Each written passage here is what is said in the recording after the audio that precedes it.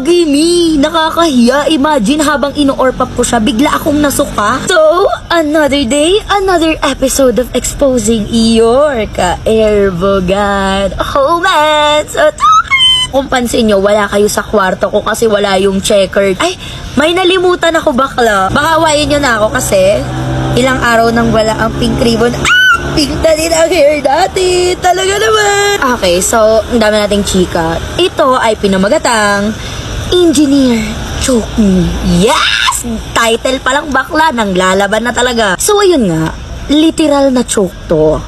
By the way, I'm 23 years old and nagkaroon ako ng kafubo last year, 2025. Wow! He's an engineer sa DPWH. Pakurot naman ng mga mali-maleta dyan. Charing. And nagkakilala kami sa Red Up. Wow! Ano yung Red Up? Charing. So, ayun na nga, nag-meet kami. One day pa lang kaming nag-uusap. That time, pabalik din ako sa... That time kasi, pabalik din ako ng school ko. So, sabi niya, kita raw kami. Then, ayun na nga, nag-meet kami. Nung una, nag-hesitate ako na i-meet siya kasi sabi ko, natatakot ako, bakla. And first time kong makipag-meet, o diba? Bakla, imbis na manood ka na lang sa Lok TV ng mga short dramas at saka ng Euphoria Season 3, nakipag-meet ka pa talaga, amats mo ni. Yun nga, first time kong makikipag-meet. Pero di ko nagawang i-go siya kasi sabi ko, sayang naman paghintay ko, galing kasi siya sa work and going back, daming chika. First time kong makipag-meet. Pero di ko nagawang i-go siya kasi sabi ko, sayang naman yung paghintay ko. Galing kasi siya sa work and hinihintay ko lang siya ng konting minuto. Later on, dumating na siya and na-shock ako kasi he's cute and mukha namang mabait. Talaga naman yung mga mukhang mabait na yan. Alam na yan. Fast forward, pumunta na lang kami sa bahay ng tita niya. Yes! And napag-desisyonan namin, doon na lang kami magstay and mag-order ng laps. Bago dumating yung order, nasa loob kami ng confession room niya. May moment of awkwardness. Kasi first time kong makipag-meet and sumama sa isang araw ko pa lang nakakausap. Lumapit siya sa akin, din tinuka niya ako, ma. Siyempre, ang auntie nyo, di nagpatalo, tumuka pabalik, ganon. Ayun, naglip-to-lilip na nga kami, box, hanggang sa nauwi na sa bonahan. Yes! Ayun na nga, doon na nagsimula ang pagiging fubu naming dalawa. Naging routine na namin yung pupunta ako sa kanila every 3 days mag-overnight. Ako yung bumabiyahe kasi busy siya sa work. Wow! Talagang iba talaga yung nagagawa pag gusto makarate, no? Dumayo talaga ang auntie nyo para may dilig. Yes! Alam naman namin yon. At ito na nga, yung pinaka-root ng kwento. There's this one time na nasa school ako and wala naman kaming ginagawa and wala naman na kaming pasok. Nagsasubmit na lang ng mga requirements sa school. He message and say, I miss you, Bebu. Yes! Bembang body daw yung in short nun. Atake sa buhay. May call sign talaga no? So yun yung sign na pupunta ako sa kanila. Nasa kantin ako that time, maglalaps with my friends. Nireplyan ko siya, sabi ko, sige gora ako after class. Yes! Ang bilis mo talaga pagkarat, bakla ka ng taong. Reply niya, sige ingat ka, see you. Yes! Kinikilig yung pepe niya. Kilig-kilig naman ang auntie nyo kasi magkikita na naman sila. So yun nga, sabi, laps muna ako bago ako bumiyahe, sabi daw ni ate girl, para kahit papano mag-snack na lang kami pagdating ko sa kanila. Nilaps ko is Hungarian silog with chow fan rice. Sabi na ganon. Busog ang auntie nyo, pumunta kay engineer. Eto na nga, dumating na ako sa bahay nila. Siyempre, bungad mo, lip-to-lelap agad na para bang sobrang miss na miss ako. Yeah! Talaga naman, kumapit kayong lahat. Malapit na tayo ulit sa exciting part. Yeah! Miss na miss niya ako. After nun, magchuchok-tsaka na kami. Inorpap ko siya ng malala. Sarap na sarap siya, ma. Ang ate mo, nag-dip into the blue sea. Na-choke siya sa nasa labas tayo, bakla, sasabihin ko pa. So, dinip into the blue sea niya nga, si engineer, at Talaga namang ending, nasuka si bakla. Gagi me, nakakahiya. Imagine habang ino-orpap ko siya, bigla akong nasuka. Parang gusto ko na lang lamunin ako ng lupa sa kahihiyan. Binigyan niya agad ako ng tissue at dun ko niluwa yung suka ko. Talaga namang niluwa bakla, buti hindi kasama bituka, no? Charing. Tapos tinanong niya ako kung okay lang daw ba ako. Sabi ko yes. And inabutan niya pa ako ng tubig. Sabi niya pa, dahan-dahan lang kasi. Nakakahiya talaga, mi. Sabi niya pa, may kanin ka pa dito, oh.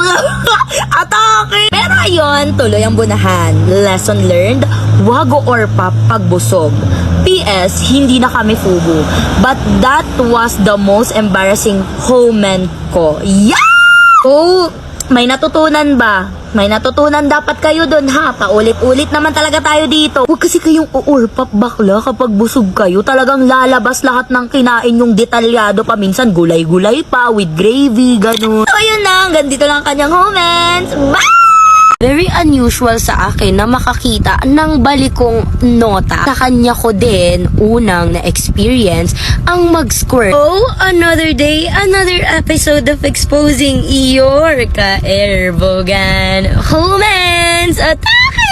So, wag na natin patagalin to. Ito ay pinamagatang balikong daksaru sa dating ng Blue App. Wow! Baliko sa upagan. Atake siya sa part na to, Box. Hi, Miss Jaya. Bless. You can call me Dominga. Hindi kayang tumbasan ng kahit anong salapi. And I wanna share with y'all my homents. 20 ako at that time and student sa isang university sa Manila. I am renting a condo with my friends malapit sa school namin. To make the story short, during my stay sa Manila, nag-try akong mag-dating app here sa Blue App. If you know, you know. May nakamatch ako na guy na nag-click kami agad. He is a barista malapit sa isang cafe sa Pinoval. Hindi pala yung fubo ko yun kasi nasa tough pala siya. Nabaan ng slide. So since malapit ako sa kung saan siya nag-work, bumisita ako doon sa cafe kung saan siya nag-work. Pero di ko yon sinabi sa kanya. Ma-appeal siya for me kasi madaming tato at maangas kung titignan. Magaling din siyang sumayaw. Yes! Tas gigiligan ka bakla. Fantasy! So yun na nga, bumisita ako sa cafe nang hindi niya alam at nag-order ng kape. Ngunit dahil natipuhan ko siya, nag-message ako sa TG at sinend ko ang menu ng cafe kaya nagka-idea siya na andon ako sa cafe. Same day na nag-visit ako sa cafe, niyaya na niya akong mag-stay sa place niya sa Tondo. Safe, hindi taga-Tondo siya. I mean, hindi taga-Tondo yung fubo ko. At doon na nagsimula ang kababalaghan sa kanyang kwarto. Kumapit ka bakla! Karamdam ako ng init sa aking katawan na parabang gusto ko na rin agad may mangyari sa unang pagkikita pa lang. Ngunit subalit datapwat, nawala. Ngunit ang plano kong iyon ay hindi natuloy sapagkat ako pala ay may dalaw talaga naman nung araw na yon. Ngunit hindi ako makakapayag, Ngunit hindi ako makakapayag na wala talagang mangyayari dahil matapos ang aking dalaw ay ako mismo ang pumunta dun sa place sa niya at ayun na nga, may nangyari na ang ganun eh. Magaling siyang mangromansa dahil nakuha niya agad ang kiliti ko sa aking leeg kung saan lalo akong ginanahan. Talaga naman! Naglip to lelap kami to the max hanggang sa siya na ay tinigasan! Talaga naman. Ngunit dito ako nagulat dahil very unusual sa akin na makakita ng balikong nota. Pero hindi maipagkakaila na malaki talaga mo. Nagbunahan na kami at sobrang ramdam na ramdam ko ang nota niya sa loob ko. Dahil naabot niya talaga yung G-spot ko eh. Sa kanya ko din unang na-experience ang mag-squirt dahil nga sa sobrang sarap ng ginagawa niya. Hindi lang unang beses may nangyari sa amin dahil ito ay naulit. Atake si bakla, talaga namang mayaba. Ang tugon, sana all, yeah! So, nakalimutan ko na naman yung ribbon ko, pasensya na. So, ayun lang, hanggang dito lang ang kanyang comments.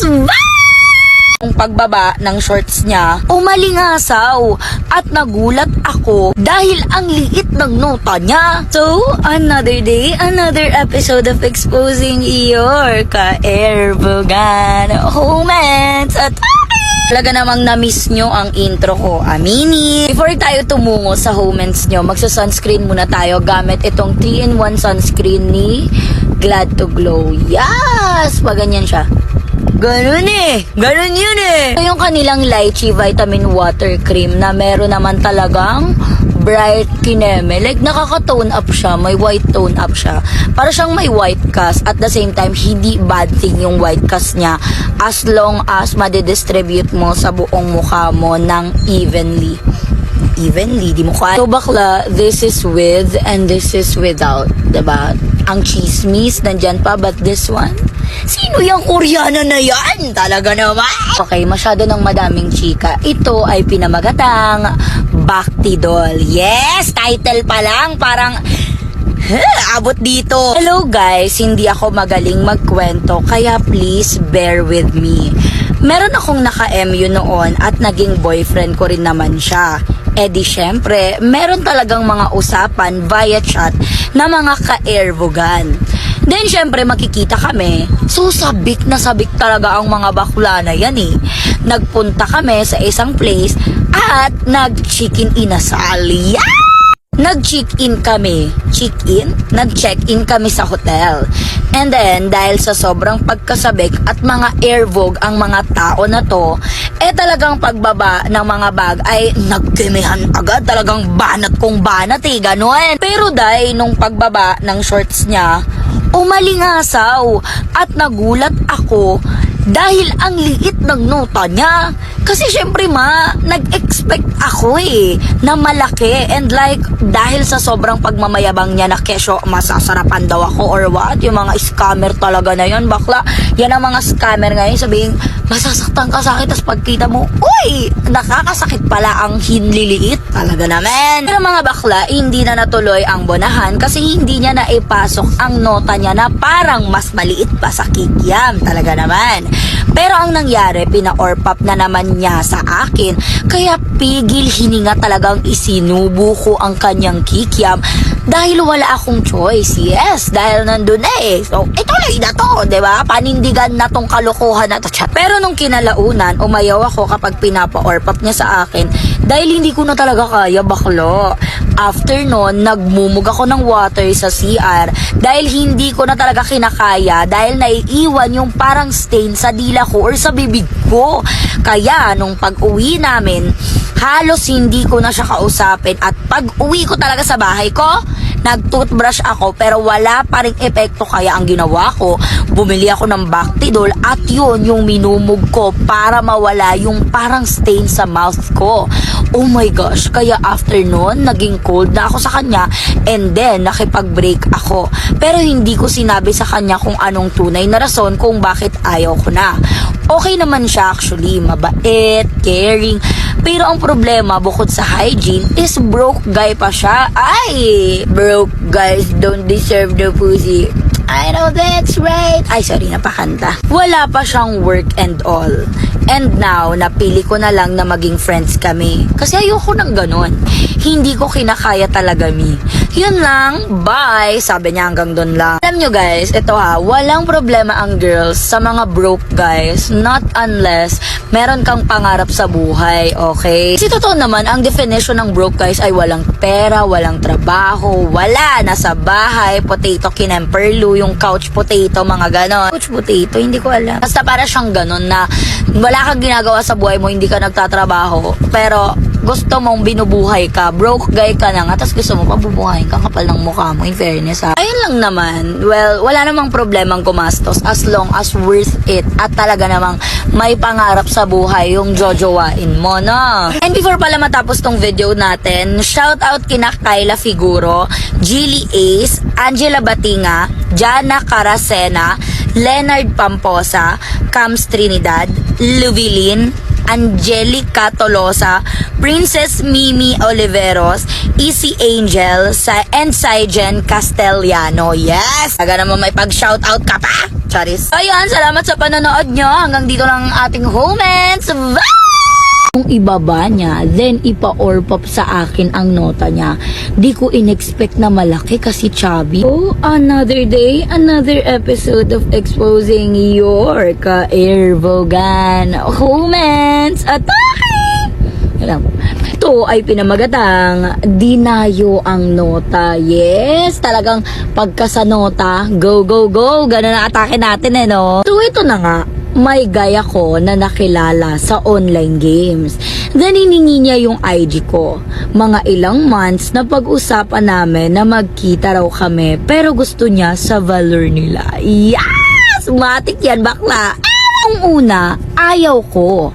Kasi di ko pa naman siya masyadong kilala at napakalayo talaga. 5 hours din ang biyahe. Imbis na nasa bahay na lang ako, nanonood sa Lock TV ng mga short dramas at ng From Season 4. Ay, hindi pala kasama yan. Pero na-convince niya din akong pumunta sa kanila kasi sagot niya naman lahat. Mabait din naman siya, kaya pumayag ako. Pero di ko siya masyadong bet kasi medyo chubby siya Medyo chubby siya but matangkad naman. 5'11", ganon. So ayun na nga, biyahe na mi. Fast forward na natin, nasa Valor na nila kami. Nakakain na rin kami kasi ako na rin yung kakainin mamaya. Ay, hindi din kasama. Then pinahiga niya muna ako kasi pagod daw siya sa biyahe Nagulat ako kasi tumabi siya. Nung una hindi malapit kasi nahihiya raw. Nagpaalam siya sa akin kung pwede daw ba siyang yumakap. Yes! Karo! Nga, nagpaalam siya. Pumayag naman ako tapos humawak siya sa jogging ko. Di na ako pumalag kasi wetero na rin Nilip-to-lelap niya ako at ang galing niya. Wet talaga super. Mainit na ang mga tagpo niya. Nung ibaba niya, then ipa-orpop sa akin ang nota niya. Di ko in-expect na malaki kasi chubby. Pero nabulunan talaga ako. Sarap na sarap naman siya. Tapos, pinatigil niya ako. Sabi niya, patungan ko na raw siya, ma'am. Ramdam na ramdam talaga ang charap, ganata. So, ayun na nga, natapos na and ang sabi niya, ang galing ko daw. Hanggang ngayon, nakikita pa rin kami. Pabalik-balik na ako sa kanila. Lesson learned, hindi lahat ng chubby ay cute. Bakit naman yung dun sa kakilala? Ayun lang, hanggang dito lang ang kanyang comments. Masakit lang sa unang pasok pero may lalabas sa yung malaking tubol. Huy, papakita talaga tong ribbon ko kanina. So, another day, another episode of exposing your ka-airvogan. Comments! Atake! 2 parts pala to pero mas maikli na yung part 2. At ito ay pinamagatang at wow, sa title palang bakla, nakakagulantang na. Hi, 19F. Alam ko, nakakahiya ikwento to, pero ang witty kasi. Maaga akong kumerengkeng. Minor pa ako nung nawala na ang pagka-virgin ko. Yung BF ko nun, malaki ang nota niya. Tangina, as in. Di ba nga, first time ko yon. Para talagang napunit yung pempem ko sa kanya sa bawat pagpasok niya. Nakasanayan na namin yon. Halos gabi-gabi kaming gumagawa ng milagro. One night, naisipan niya na ipasok sa aking werot. At first, nainis ako. Kasi bakit sa werot? May pempem naman ako, diba? Ano ako, bading? Tapos, pilit siya ng pilit hanggang sa ginibsong ko na. Nagawa namin tries. In fairness, okay naman. Masakit lang sa unang pasok pero may lalabas sa yung malaking tubol. Huy, hanggang sa isang araw, napalaps ako ng napakarami. Tapos nung gabing yon, nagkita kami. Betsong niya daw ijosok sa aking werot, ate. Sabi ko, ayoko kasi ang dami kong nalaps at hindi pa ako na-jebs. Pilit siya ng pilit hanggang sa napaoo niya ako. Ate, pinasok niya, wala pang ilang bayo, natain ako. May part 2, gago!